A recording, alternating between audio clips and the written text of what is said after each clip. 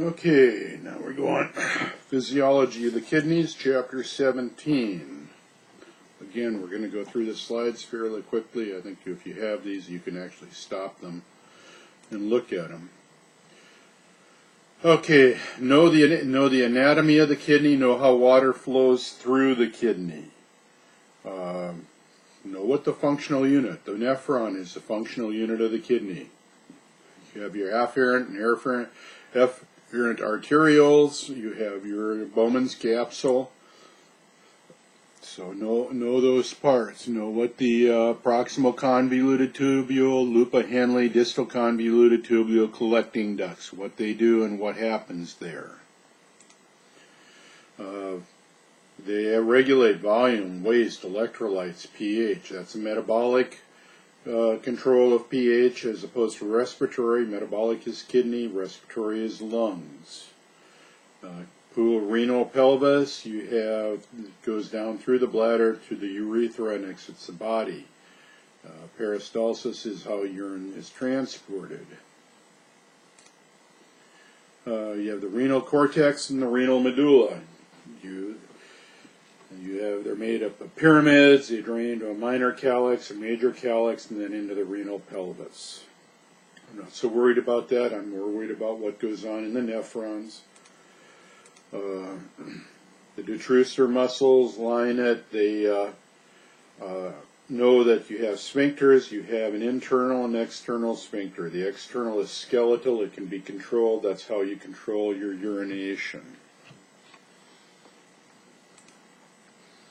Again, know what the functional unit is. Know the flow through, how the flow is through the kidney. Mituration is urination, how it's controlled. You have the guarding reflex that prevents the involuntary emptying. Again, you've got the external sphincter, which is skeletal, which means it can be controlled. You have stretch reflexes that tell you when it's time to go, and at some point you can still control it, to a point. The mituration reflex. Nephron is a functional unit of the kidney. You're going to filter, have an idea of how this is, the structure of the kidney, and the structure of the vessels and the nephron. You have the Bowman's capsule, you have the proximal convoluted tubule, you have the loop of Henle. You have the loop of Henle is descending and then ascending. Know that the ascending is impervious to water. Then it goes into the distal convoluted tubule and then into the collecting ducts. You have two types of nephrons. You have juxtamedullary, better at concentrating the urine. You have the cortical. Capillaries are fenestrated, which means they're very open. They allow water and everything to go through. They form a filtrate. Know the difference between absorption and reabsorption. Know that the body's filtering about 180 liters of fluid a day.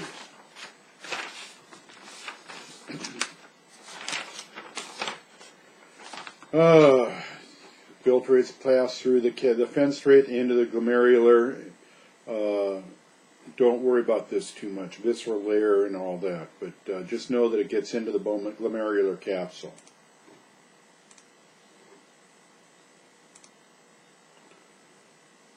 Know that the slit diaphragm and the pedicles, they generally stop the proteins. Some albumin is filtered out and reabsorbed. Normally you shouldn't have any in the urine. Then you're going to create an ultrafiltrate. When it gets into the glomerular capsule, it's going to start pulling pressure. Osmotic pressure is going to pull water back out. Filtration rates about 180 liters a day. That's not milliliter, that's liters. And that comes to 115 to 125 milliliters per minute. Know about the regulation. Sympathetic, fight or flight, what happens to the blood that goes to the urine, or goes to the kidneys, excuse me. Auto-regulation, the body's going to try to maintain it no matter what the blood pressure is. Tubular glomerular feedback. You have cells in the ascending loop of Henle called the macula densa. And that's part of the tubular glomerular feedback. You should probably know that.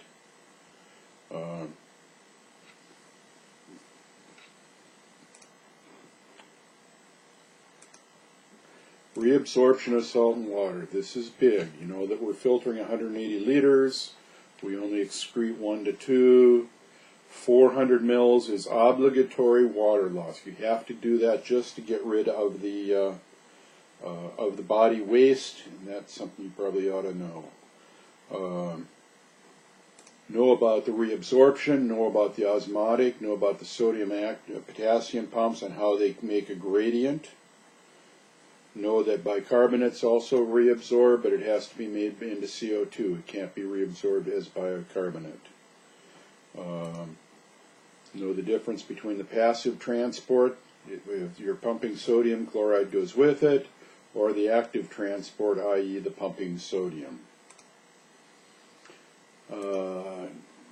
Know what happens in the loops, as descending and ascending, and know the countercurrent multiplier.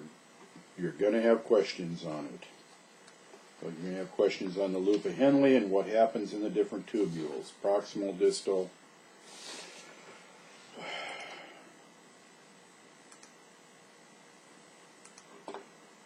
Know what happens in the ascending. Know that it's not permeable to water. No. Descending, no countercurrent.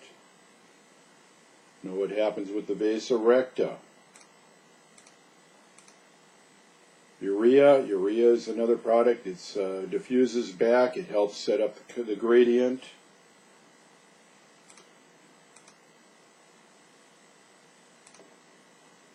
Know about the osmolality gradient.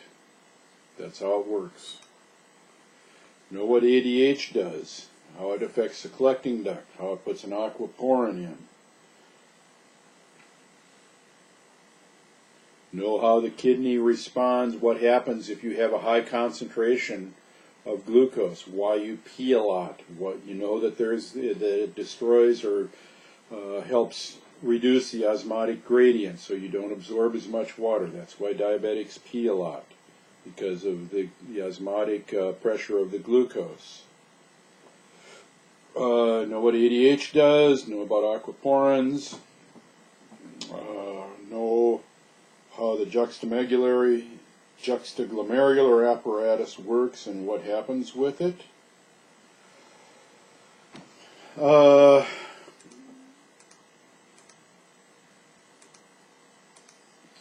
Secretion, know that the body will secrete some drugs and other substances. And don't worry so much about excretion rate, know that it happens. Inulin, we just skip that. And clearances, we kind of, pH, we just skipped.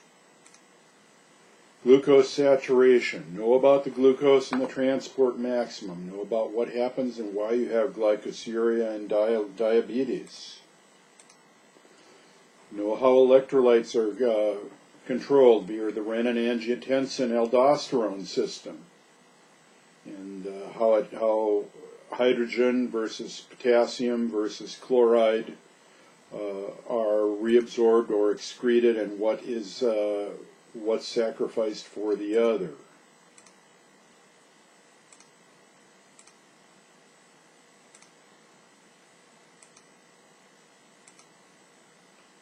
Know about the juxtaglomerular apparatus.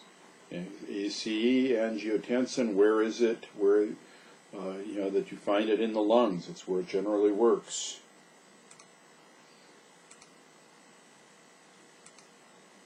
Macula densa, know that it's in the juxtaglomerular apparatus and the tubule glomerular feedback.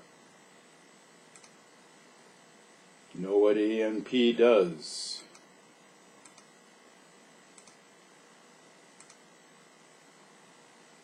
Again, the relationship between sodium, potassium, and hydrogen. How one's reabsorbed at the expense of the other, and how it can lead to acidosis and alkalosis in the body.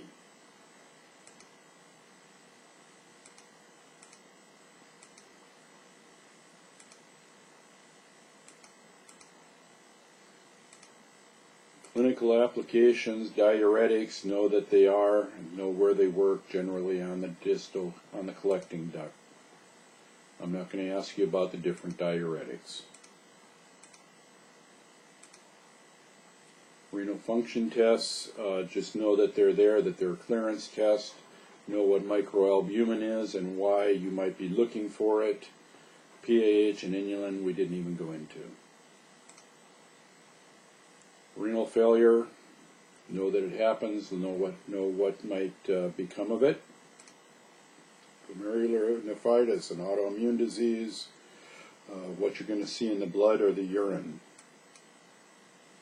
Renal insufficiency, your kidneys are dying, you become uremic, you may end up on dialysis. Okay, that's what we're going to look at on the renal. Now let's try to get on this one. Let me see where we're at here. I got 4 minutes. Let's stop.